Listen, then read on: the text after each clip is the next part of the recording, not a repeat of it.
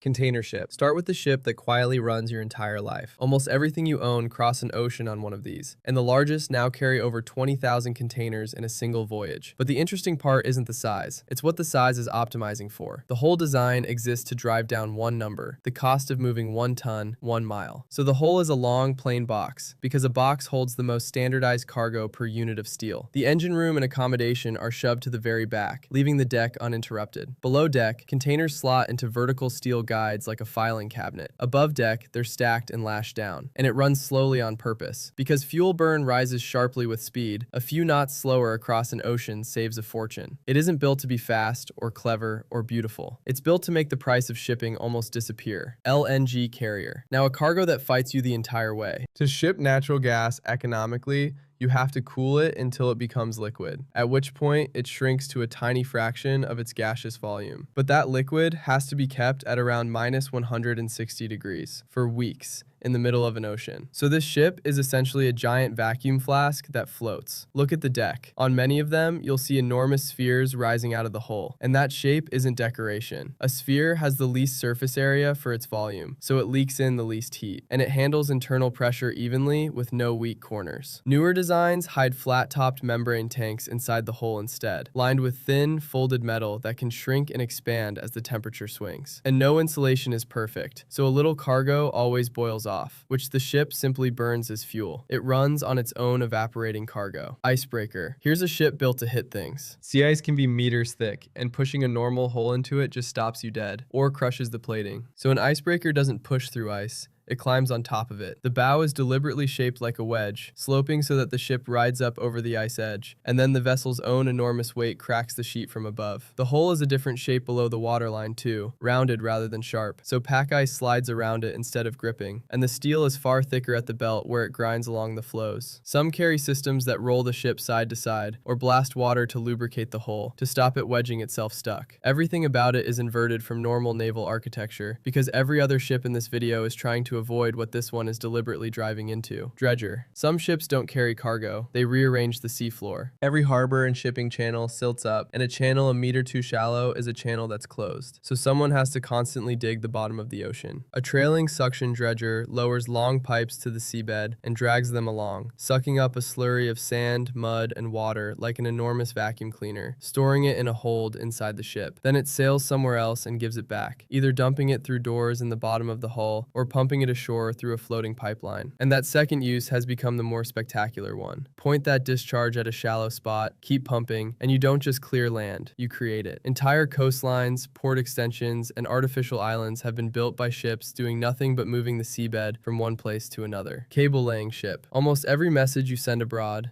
every video, every call, travels through a cable lying on the ocean floor. Not a satellite, a physical wire, sometimes barely thicker than a garden hose, running for thousands of kilometers in total darkness, and a ship has to put it there. So this vessel is built around precision instead of power. In its belly are vast circular tanks where the cable is coiled in enormous loops by hand-guided crews, sometimes thousands of tons of it. As the ship creeps forward at walking pace, the cable feeds out over the stern under carefully controlled tension. Too loose and it piles up in tangles on the bottom. Too tight and it snaps. Near shore, a plow towed behind the ship cuts a trench and buries the cable to protect it from anchors and fishing gear. And when a cable fails somewhere out in the deep, the same type of ship goes back, drags a grapnel across the seabed to find it, hauls both ends up, and splices them back together in the middle of the ocean. Semi-submersible heavy lift ship. Now a problem that sounds impossible. How do you load a cargo that's far too heavy for any crane? An oil rig, a warship, another ship? The answer is beautifully simple. Don't lift it. Sink underneath it. This vessel floods its ballast tanks until it deliberately submerges its own deck, sometimes tens of meters below the surface, leaving only the bridge and towers above water. The cargo is then floated into position directly over the drowned deck. Then the ship pumps the water back out and rises up underneath its load, lifting it clear of the sea. Nothing is ever hoisted. The buoyancy does all the work. It's how damaged warships get carried home, how oil platforms cross oceans, and how ships themselves become cargo. A vessel that solves the world's heaviest lifting problem by choosing to sink first. Drillship. Here's a stranger problem. How do you stay perfectly still in the open ocean? A drillship works over a wellhead thousands of meters below it, connected by a fragile string of pipe. Drift a few tens of meters and that connection is destroyed. And in deep water, there is nothing to anchor to. So the ship holds itself in place with nothing but engines. It's called dynamic positioning. Satellite receivers and acoustic beacons on the seabed constantly measure the vessel's exact position, while computers command a set of thrusters mounted all around the hull, firing in every direction, fighting wind, waves, and current second by second. The ship isn't parked. It's actively balancing, constantly, for weeks. Above it all rises the derrick in the middle of the deck, lowering pipe through an opening in the hull called the moon pool, a hole cut straight through the middle of the ship, deliberately, to the sea below. Offshore installation vessel. Now the ships that build things in the open sea, and the wind farms are the clearest example. A modern offshore turbine tower can rise well over 100 meters, with blades longer than a football pitch, and every piece has to be lifted into place with millimeter precision on top of a foundation driven into the seabed. Try that from a floating deck, and the swell defeats you. Everything is moving. So this vessel does something remarkable. It carries its own legs. Enormous steel columns run down through the hull, and on arrival they are driven to the seabed, and the entire ship is jacked up out of the water on top of them, until the hull hangs in the air and the sea moves harmlessly underneath. It stops being a ship and becomes a fixed platform with a crane on it. Once the turbine is standing, the vessel lowers itself back into the water, pulls up its legs, and sails to the next foundation. Pioneering spirit. And now the machine that makes all of this look modest. When an offshore oil platform reaches the end of its life, the top of it, the deck, the drilling gear, the accommodation, an entire steel city has to come off. For decades, that meant cutting it apart at sea, piece by piece, over years of dangerous work, because the world's biggest floating cranes topped out at around 10,000 tons. So somebody built a ship that doesn't use a crane at all. Pioneering Spirit is the largest construction vessel ever built, and it's really two hulls joined together, with a vast slot cut into the bow. It sails around the platform, straddling it, until the structure sits inside that slot. 8 sets of steel beams slide in underneath the platform's legs, and then the lift happens, not over hours, but in seconds. Compressed air drives the beams upward, and simultaneously the ship dumps 11,000 tons of ballast water, so the entire vessel surges up beneath the load and rips the platform free from its foundations. In 2024, it took the 31,000-ton Brent Charlie topsides off in one go,